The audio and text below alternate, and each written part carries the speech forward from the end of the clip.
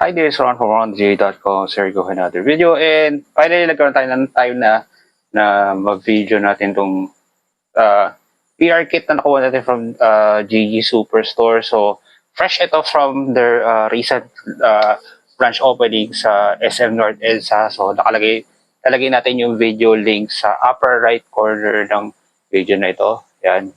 So, makikita dyan sa part na yan dyan. So, ito yung first na invite ko for GG Superstore. Or I mean, they had a number of invites, pero specifically, dito ako nagkaroon ng interest. Because yung particular na pinili nila is home. Malapit siya sa cyber zone ng SM. So, expected mo na makikipagbakbaka sila or for sure, nasa tamang haven sila ng mga gadget enthusiasts lalo sa larangan ng photo, video, and other So, pakita natin kung ano yung PR kit na nakuha natin from GG Superstore.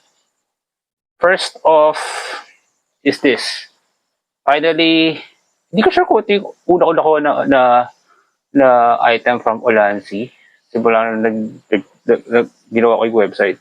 Pero well-known na sa akin itong Ulanzi na to is maganda sa kanya ito. Ganyan naman na may model siya na JJ02 extendable grip tripod. So, ang mangyayari niyan is isa sa pinakamaliit na monopod. Tapos pwede mo siyang gamitin na pang grip sa smartphone mo. Lalo kung ikaw yung medyo grip. Sabi, kailangan mo ng grip sa smartphone mo. Lalo kung meron ko mga almost 7 inches smartphone. So, tingnan natin yung loob. So, yan.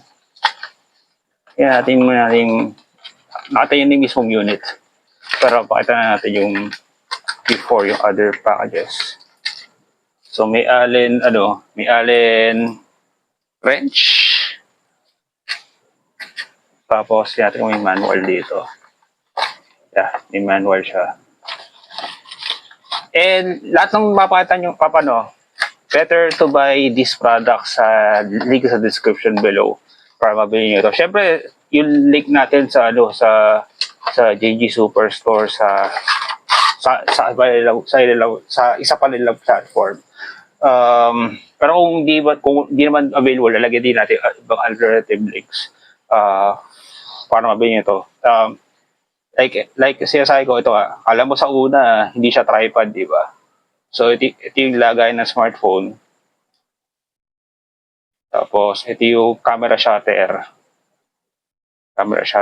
Tapos, ito yung magiging paa. Actually, pwedeng replaceable doon sa yung nauuso yun yung desktop on desktop na pinopromote sa TikTok. Dadayain mo lang siya ng konti. So, yan. So, magkakaroon siya ng paa like this. Actually, marami siyang possibilities eh. Yan. So, magiging tripod siya. Yan. So, imagine mo ito yung phone. Pwede rin ganyan mangyari. So, imagine mo ito yung phone. Nandito yung phone. Tapos ito yung phone. Pakipit dito yung phone. Tapos, yung camera trigger, ito yung gamitin mo. So, via Bluetooth yan, specifically. So, yung price is nasa description below paano nyo mabibili. So, thank you. Actually, mga guide ko talaga to. Lalo sa season 18 ng MPLPH. For sure, abangan nyo, second half ng 2026. And yung next one, ito yung pinili ko talaga kasi yung nakita ko sa comment section is, nakita ko sa comment section na mayroon ba akong sipon pag nag-interview ako ng mga MPLPH players. Obviously, hindi ako mag-interview or either may sipon daw ba ako or meron ba akong face mask when I'm interviewing the MPLPH players for those exclusive videos, interviews I mean. Definitely either may face mask ako, may sipon ako, hindi ako mag-interview sa mga players, syempre. For health reasons, syempre. For health reasons ko and health reasons mismo ng player. So, ito na yung upgrade na, for sure, ito yung upgrade na sana mag-work. Di mo na mag-unboxing nito on a separate video nito. This is the Boya PY V20. So, ang maganda sa kanya is meron itong dedicated na noise cancelling button um, for those noise environments. Especially sa media room naman, magalaking bagay, lalo kung ang situation kasi minsan, lalo pa nag-exclusive interviews kami, minsan tatlo kami nagkakasabay sa isang on a time minsan, lalo sa grand finals na nagkakasabay-sabay. Although itong ginagamit ko ngayon, ito pa rin ginagamit ko for yung previous season ng MPL sa tahimik tayo na environment. So, yung noise cancelling, dito yung magiging curious ako at kung magiging maganda yung ano na ito, yung kung magiging mas malino ba yung registro ng voice. And sana maging compatible to sa current na Android device na ginagamit ko kasi may ibang mga devices na hindi nagkakatugma. May ibang mics, even yung mga mas mahal, yung mga like mga DJI, namimili ng smartphone eh. So, this one is around 2,000 to 320 sa official store sa SM North. Disclaimer is nakuha may GC na binigay ang JG Superstore, so I bought tapos nagdagdag lang ako ng konting pera, a few pesos para mabili ko ito since ito sa pinakamura na may 2 mics. Mayroong 1 mic version nito. Pero syempre since mag-interview tayo ng mga players or kung may interview ako ng personalities, kailangan talaga 2 mic.